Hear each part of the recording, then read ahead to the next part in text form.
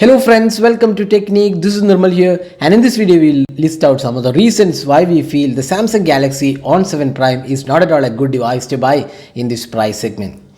So we recently unboxed the Samsung Galaxy On7 Prime. There are two variants to this device. One is the 12999 variant, which has 3GB RAM and 32GB storage, and the second variant, which has 4GB RAM and 64GB storage, priced 14,999. So we have the 14,999 variant, which has 4GB RAM and 64GB storage. So there are lots of issues with this device. So we'll list all of them and why we feel this device does not make a really good device in this price segment. So the Samsung Galaxy On7 Prime has a lot of shortcomings. We'll list them one by one. So let's start off the video. First reason is this design and build quality. So there is nothing bad about this design because it looks quite decent and it has metallic construction. But the major issue with this device is that it is basically the same device which Samsung launched in 2016. So you might be surprised, but it is a fact that the Samsung Galaxy J7 Prime launched in 2016 is exactly the same device, the Samsung Galaxy On7 Prime. So we'll differentiate what are the differences between these two devices. There is basically only one difference. The front camera has been improved from 8 megapixel to 13 megapixel on paper.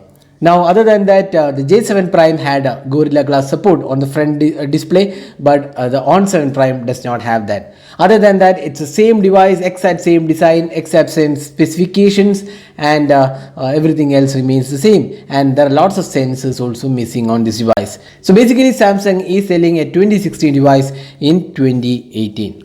Now, next reason is the TFT display. So display quality, in the first instant you might feel this is a quite decent display. The viewing angles are quite good. The touch response also feels pretty smooth. It has a 2.5D glass. But the overall display quality, the colors looks washed out and faded, especially when you're watching videos or playing games or even looking at some of the images. It feels a bit a dull display.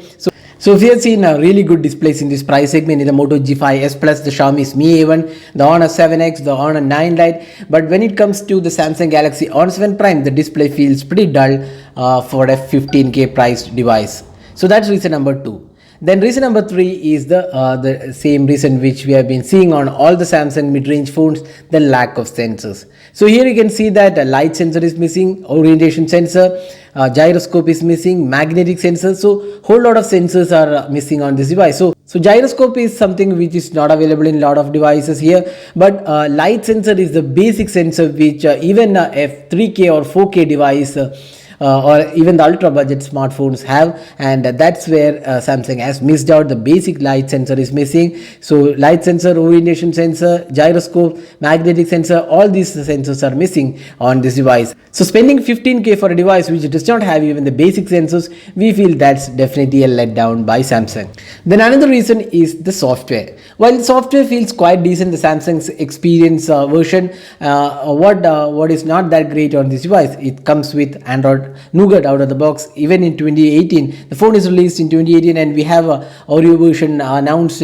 quite a few months back, and still Samsung has released with Android 7.1.1, and even it's not the latest Nougat version, it's an older version of Nougat. So that's definitely disappointing from Samsung. And the last reason probably is the camera performance. While it has a 13 megapixel rear camera with f-stop 1.9 and a front facing again a 13 megapixel camera with f-stop 1.9, the camera performance was quite average for a 15K device. It was not that great, and the video recording was pretty much horrible, we would say.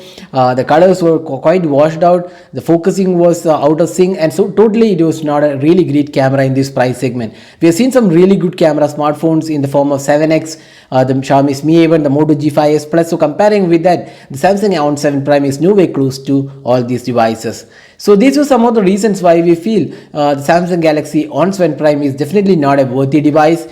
And if you still plan to buy the On7 Prime, you should not be looking at the On7 Prime. Instead, you can buy the J7 Prime, which is now available for a reduced price, or even On Next. The same device, the J7 Prime, came as On Next in 2017, and now it has come as On7 Prime. So Samsung is basically mixing out names, the J series, the On series, Prime, Next, all these things, and mixing up new names, coming up with the same device with new names. So we don't really recommend this device at a price of 15k. So there are better alternatives in this price segment. You can buy including the Moto G5s Plus, the Xiaomi Mi A1, the Honor 7X, the Honor 9 Lite recently announced is much better bargain than the Samsung Galaxy On7 Prime. So that's it for this video. If you still plan to buy this device, we'll share the link in the description of this video. We really don't recommend this device at this price segment. So that's all guys. Thanks for watching. Have a great day.